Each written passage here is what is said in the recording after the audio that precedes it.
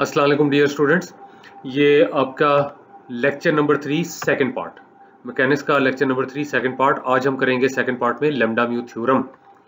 इसके अंदर मैं आपको इसका प्रूफ करवाऊंगा और इक्विलिब्रियम ऑफ अ पार्टिकल के बारे में बताऊंगा।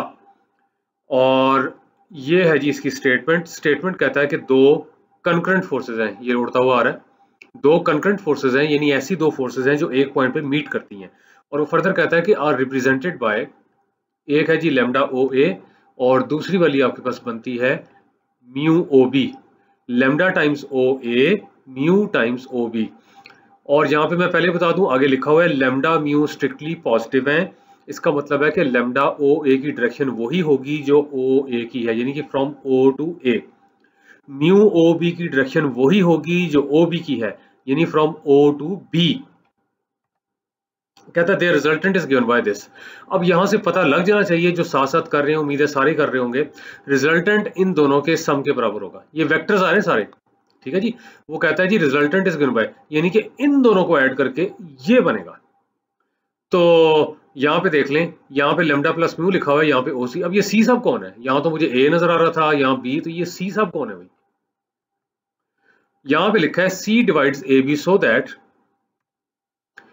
ए सी, ये देखें वो रेशो वाला खाता आ गया, A C is to C B is equal to mu is to lambda. ऐसे ही पढ़ते हैं ना इसको, लेकिन आप इसको यूं पढ़ सकते हैं कि A C over C B is equal to mu over lambda. आगे हम इसको यूज करेंगे। अब प्रूफ इस तरह से होगा। वो कहता है to prove this theorem we consider the following diagram.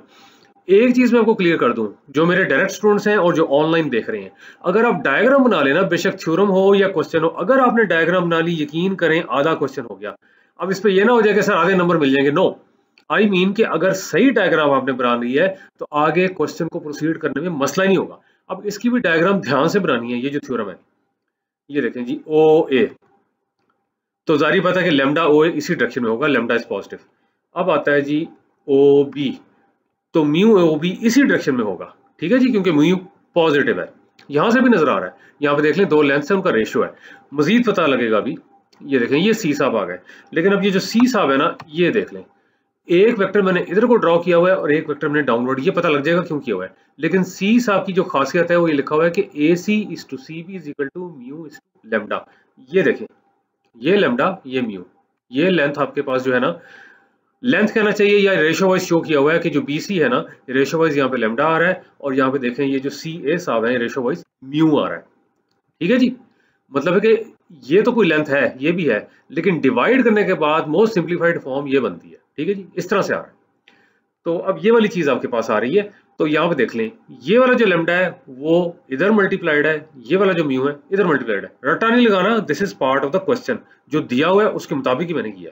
ये देख लें ए सी ओवर सी बी, अगर आपने इसको फ्रैक्शन में लिखना है तो ये बनेगा A C over C B is equal to mu over lambda. A C के सामने म्यू आ रहा है तो यहाँ पे देख लें म्यू, और सी बी के आगे लैम्डा आ रहा है तो ये लैम्डा। अच्छा अब ये देख लें, हमने प्रूव करना है कि इन दोनों को ऐड करके ये आता है, तो पहले ये तो हो कि ओ ए किसके बराबर है, उसका तो कुछ पता लगे। व्हाट इज ओ ए? ये लें जी ओ ए आ गया आपके पास। अब आपको पता लग जाएगा ये वेक्टर मैंने डाउनवर्ड क्यों ड्रॉ किया हुआ था।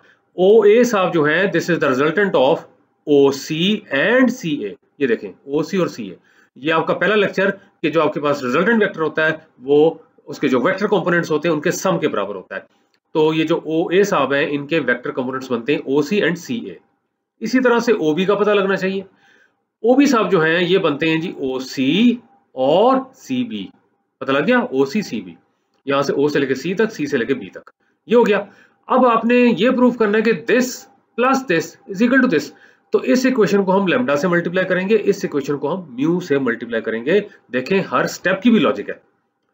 तो ये इसने लिखा हुआ है कि multiplying the first equation by lambda, इसको लैम्डा से करेंगे ताकि हमें पता हो व्हाट इज लैम्डा ओ ए, और दूसरी वाली को हम म्यू से मल्टीप्लाई करेंगे ताकि हमें पता what is mu O B, वो ये हो जाएगा। अब फिर ऐड करेंगे तो ये आ गया जी lambda O A plus mu O B, ये तो आ गई लेफ्ट हैंड साइड। अब यहाँ पे भी लैम्डा है, यहाँ पे म्यू है, ये जो मैंने कहा था नहीं यहाँ पे भी लैम्डा है, क्योंकि ओ सी इधर भी है ओ सी इधर भी है, इधर लैम्डा आ जाएगा इधर म्यू आ जाएगा, तो आ जाएगा lambda plus mu O C. हाँ इधर लैम्डा है which is lambda times C A vector plus mu times C B vector. अब देखें अगर ये दोनों कैंसिल हो जाते हैं तो बात बन जाती है, ये देख लें, अगर दोनों कैंसिल हो जाते हैं तो बात बन जाती है कि जी ये जो दो फोर्सेस हैं इनका रिजल्टेंट इसके बराबर है, वो तो आ रहा है, ये अब किसी तरह कैंसिल होने चाहिए। तो अभी देखें, इनको कैंसिल करने के लिए हम कॉन्सेप्ट यूज करेंगे वेक्टर्स का, और ये चीज एक गिवन है, इसी से पता लगेगा कि ये कैंसिल हो रहे हैं। लें जी, यही वाली चीज यहाँ पे लिखी हुई है, और मैंने वही कहा था फ्रैक्शन में लिखना है, तो A C over C B is equal to mu over lambda. Lambda को इधर मल्टीप्लाई कर दें, that is lambda times A C, और इसी तरह से सी बी को यहाँ मल्टीप्लाई कर दें तो mu times C B. Lambda को इधर मल्टीप्लाई कर दें तो लेमडा टाइम्स ए सी, और सी बी को इधर मल्टीप्लाई कर दें तो म्यू टाइम्स सी बी। अब एक चीज प्लीज यहीं से समझ लें, कोशिश करें समझने की, मुश्किल नहीं है। पहली बात, यहाँ पे कोई वेक्टर नहीं आ रहा, ये लेंस की रेशो है। हाँ, इधर अगर मैं वेक्टर का निशान डालता हूं तो आ सकता है, यहाँ पे वेक्टर का निशान नहीं डालना, यहाँ पे वेक्टर का निशान नहीं डालना, वेक्टर को वेक्टर पे डिवाइड नहीं कर सकते। एक चीज, यहाँ पे वेक्टर आएगा तो यहाँ पे वेक्टर आ सकता है, क्यों? ए सी की डायरेक्शन देखें कहां से कहां जा रही है, ऐसी जा रही है ना, ए टू सी कह रहा हूं, सी ए नहीं कह रहा, ए टू सी, और सी बी की डायरेक्शन वो भी इधर ही है। ये देख लें, दोनों की, ए सी की सी बी की डायरेक्शन इधर ही है। तो अगर मैं यहाँ पे वेक्टर लगा देता हूँ, यहाँ भी वेक्टर लगा देता हूँ, तो कोई फर्क नहीं पड़ता, लेमडा और म्यू आपके पास पॉजिटिव है, और जो ए सी साहब हैं और सी बी साहब, इनकी डायरेक्शन भी सेम है, इस तरफ को जा रहे हैं दोनों, तो यहाँ पे वेक्टर का निशान लगाया जा सकता है। हाँ, जब यहाँ पे वेक्टर का निशान लग जाएगा, जुबानी समझने की कोशिश करें, डिटेल अगली स्लाइड पे, यहाँ पे वेक्टर का निशान लग जाएगा, और इसको मैं अगर मैं लिखता हूँ सी ए, तो नेगेटिव बार आ जाएगा, वो जो नेगेटिव बार आएगा वही इन दोनों को आपस में कैंसिल कर देगा, ये मैंने बता दिया है। अब डिटेल देखते हैं अगली स्लाइड पे। ले जी, सेम इक्वेशन, इसमें तो मैं ज्यादा ही समझा रहा है, तो वही है, रिप्रोड्यूस हुई। हाँ, ये देखें जी, अब वो कहता है ये जो इक्वेशन नंबर 4 है, देखें इसलिए मैंने पीछे समझा दिया था, मैंने कहा था अगर यहाँ पे वेक्टर का निशान लगा दे, ये लगा हुआ है, यहाँ भी लगा दे तो कोई फर्क नहीं पड़ता, ए सी वेक्टर और सी बी इनकी डायरेक्शन सेम है। पीछे डायग्राम से देख लीजिएगा, या यहाँ भी डायग्राम थोड़ी देर में आ जाएगी।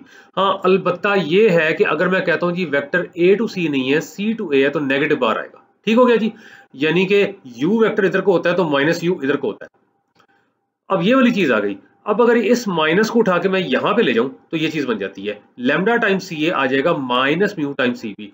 अब अगर इस लेमडा टाइम्स सी ए जो कि ये है, इससे रिप्लेस कर दूं तो ये दोनों कैंसिल हो जाते हैं और बात बन जाती है, यानी कि प्रूफ हो जाता है कि इन दोनों का रिजल्टेंट इसके बराबर है। ये लें जी, वो ये कह रहा है इक्वेशन 5 को 3 में यूज कर लें। ये लें जी, this term as it is, this term as it is, ये वाली एज इट इज। हाँ, ये लेमडा टाइम सी ए जो आपके पास है, this is minus mu time C B which is this one, ये वाली चीज, ये कैंसिल, कटाक कटाक, और ये वाली चीज इसके बराबर आ गई, हो गया प्रूफ। ये लें जी, lambda times O A plus mu times O B is equal to lambda plus mu O C. लो जी, अब यहां से एक बार फिर देख लें, ये ओ ए साहब थे तो लेमडा टाइम्स ओ ए इसी की डायरेक्शन में है, ये ओ बी साहब थे तो म्यू टाइम्स ओ बी इसी की डायरेक्शन में है।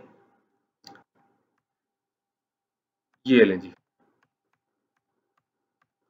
अब एक बार फिर देख लें कि ये चीज हो सकती है, ए सी की डायरेक्शन भी इधर कोई है और सी बी की डायरेक्शन भी इधर कोई है। तो ये हो गया जी प्रूफ, इसको समझ लीजिएगा, इसकी प्रैक्टिस कर लीजिएगा, और क्वेश्चंस में ये स्टेटमेंट डायरेक्ट यूज हम करेंगे। उस वक्त घबराना नहीं है कि जी वो डायरेक्ट स्टेटमेंट आ रही है, रटा लगाना नहीं, प्रूफ आना चाहिए, और वो मैंने करवा दिया। ये लें जी, विच कंप्लीट्स द प्रूफ। अब थोड़ा सा कॉन्सेप्ट ले लें इक्विलिब्रियम का, लेकिन ये थोड़ा सा कॉन्सेप्ट ही अगर समझेंगे तो आगे क्वेश्चंस आपसे हो सकेंगे जिसमें कि इक्विलिब्रियम आएगा। इक्विलिब्रियम अगर अजीब सा वर्ड लगता है, टफ लगता है, तो इसका मतलब है बैलेंस, बैलेंस, वो आ रहा है जी, equilibrium of a particle. Particle से मुराद बॉडी ही है, और ये पेज 20 जो है ना आपकी बुक का, उस पे ये टॉपिक। ये जी डेफिनेशन आ रही है, खुल गई। A particle is in equilibrium if the resultant of all the forces acting on it vanishes। ये इंग्लिश लैंग्वेज है, मैथमेटिकल लैंग्वेज है जी, कि जीरो हो जाएगा, रिजल्टेंट जीरो हो जाएगा। अब ये रटा नहीं है, इसकी सेंस बनती है, जब रिजल्टेंट जीरो हो जाएगा इसका मतलब कि लेफ्ट हैंड फोर्सेज जो है राइट हैंड को बैलेंस कर रही हैं, अपवर्ड जो है डाउनवर्ड को बैलेंस कर रही हैं, तो बैलेंस तो हो गया। ये लें जी, मैथमेटिकली वो कहता है जी हम लिख सकते हैं कि रिजल्टेंट आपके पास जीरो है, बेशक एरो लगा लें या अंडरलाइन कर लें, लेकिन बताएं जरूर, या उसके तीनों कंपोनेंट जीरो है। ये 3 डायमेंशन की बात हो रही है। ये देखें जरा, ये आपने पढ़ा था ना जो स्लाइड्स 8 और 9 थी लेक्चर नंबर 2 पे, आपने कहा था 3 डायमेंशन में आपके पास जो रिजल्टेंट वेक्टर है उसका जो मैग्नीट्यूड है इसके बराबर है। ये तीनों कंपोनेंट्स है, X component, Y component, Z component, उनका स्क्वायर करके तो अंडर रूट लिया हुआ था। अब आप खुद देखें, अगर ये चीज जीरो है, अगर ये चीज जीरो, तो आपके पास क्या आ जाएगा, X square plus Y square plus Z square is equal to zero. अब ये नेगेटिव तो हो नहीं सकते क्योंकि स्क्वायर है, कि एक दूसरे को कैंसिल करते हैं। एक ही पॉसिबिलिटी है कि इनको जीरो होना पड़ेगा, यानी कि आर साहब जीरो है तो ये तीनों कंपोनेंट जीरो है, और अगर तीनों कंपोनेंट जीरो है तो रिजल्टेंट जीरो है। और यही चीज है कि जब इक्विलिब्रियम होता है तो रिजल्टेंट सारी फोर्सेस का वैनिश हो जाता है या इक्वल टू जीरो। वैसे एक बात बता दूं, ये कंप्लीट डेफिनेशन नहीं है, यही तो होती है मोटिवेशन। फिलहाल हमें इतनी ही जरूरत है, कंप्लीट डेफिनेशन इक्विलिब्रियम की आगे जाके आएगी, लेकिन पहले इसको समझें। अच्छा जी, ये तो 3 डायमेंशन का केस था, लेकिन यहां से देख लें, उसने कहा रिप्रेजेंट्स वन की बात कर रही है वाला, नेसेसरी एंड सफिशिएंट। इसका मतलब है अगर ये ट्रू तो ये ट्रू, और अगर ये ट्रू तो ये ट्रू। ये है जी नेसेसरी एंड सफिशिएंट, यानी कि ये सब जीरो हैं तो ये तीनों जीरो हो जाएंगे, ये तीनों जीरो है तो फिर ये सब जीरो है, यानी कि कन्वर्स भी होल्ड करता है। ये आ गया necessary and sufficient conditions of what, of equilibrium, यानी कि बैलेंस, बैलेंस जी, balance equilibrium of a particle.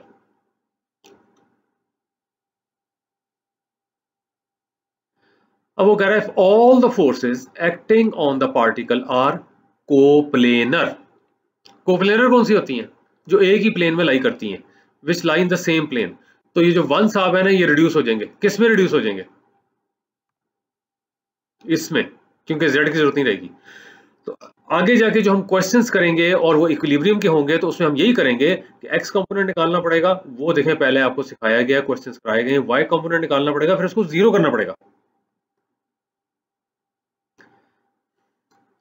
अब वो कहता है now we discuss applications of equation number 2। इसकी कह रहा है कि when forces are in equilibrium and are coplanar, यानी कि सेम प्लेन में लाई करेंगी। ये तो वैसे भी एक्स वाई प्लेन में लाई करती हैं। तो ये ले, मैं अब ऐसा ऐसा चल रहा हूँ, ऐसा ऐसा मेरी मुराद यही है कि मैं अब सेकंड पार्ट जो है थर्ड लेक्चर का यहीं पे फिनिश कर रहा हूँ। यहां तक समझ लें, क्योंकि अगला जो पार्ट है उसके अंदर फिर एप्लीकेशंस है इक्विलिब्रियम की भी और लैम्डा म्यू थ्योरम की भी। तो अब इंशाल्लाह ताला मुलाकात होगी, जो थर्ड पार्ट है थर्ड लेक्चर का, उसमें मुलाकात होगी। अल्लाह हाफिज।